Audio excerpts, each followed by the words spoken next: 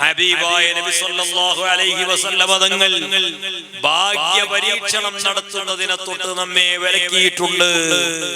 ആഖിറത്തിന്റെ കാര്യത്തിന് വേണ്ടി ഭാഗ്യ പരീക്ഷണം നടത്തുന്നതിനെ തൊട്ട് തങ്ങൾ വിലക്കിയിട്ടുണ്ട്. ഓരോ മനുഷ്യനും ആഖിറം രക്ഷപ്പെടുത്താനുള്ള മാർഗം ഹബീബായ നബി സല്ലല്ലാഹു അലൈഹി വസല്ലമ തങ്ങൾ പറഞ്ഞു തന്നിട്ടുണ്ട്. അത് വളരെ സിമ്പിളായ, വളരെ എളുപ്പമായ, വളരെ ചുരുങ്ങിയ വിധത്തിൽ അനുവർത്തിക്കാൻ കഴിയുന്ന മാർഗങ്ങളാണ്.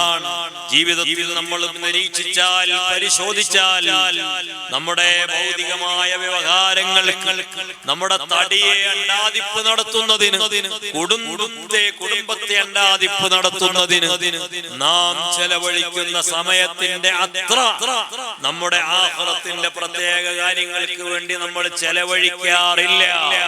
ചെലവഴിക്കാൻ വേണ്ടി നമ്മളോട് നിഷ്കർഷിച്ചിട്ടും ഇല്ല.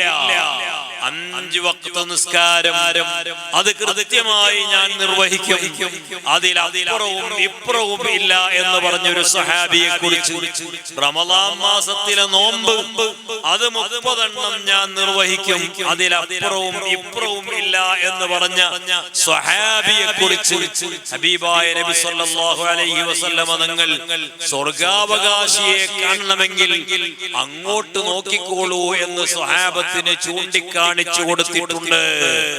ആഖിറം രക്ഷപ്പെടുത്താനുള്ള അമലുകൾ വളരെ ചുരുങ്ങിയ നിലക്ക് തന്നെ മുത്തുനബി സല്ലല്ലാഹു അലൈഹി വസല്ലമ തങ്ങൾ പഠിപ്പിച്ചിട്ടുണ്ട്.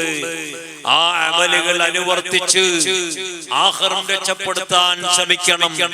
ഭാഗ്യ പരീക്ഷണം നടത്തിയിട്ട് ഭാഗ്യക്കുറി എടുക്കുന്നത് പോലെ ഏതെങ്കിലുമൊക്കെ കേന്ദ്രങ്ങളിൽ പോയി പെട്ട് ആഖിറം രക്ഷപ്പെടുത്താൻ കഴിയുമെന്ന് പ്രതീക്ഷിച്ചു പോകരുത്. നബി സല്ലല്ലാഹു അലൈഹി വസല്ലമ തങ്ങൾ പറയുന്നുണ്ട്, സ്വന്തത്തെ അടിമപ്പെടുത്തി താഴ്ത്തിക്കെട്ടി ആഖിറത്തിന് വേണ്ടി ശ്രമിക്കുന്നവനാണ് യഥാർത്ഥ ബുദ്ധിമാൻ.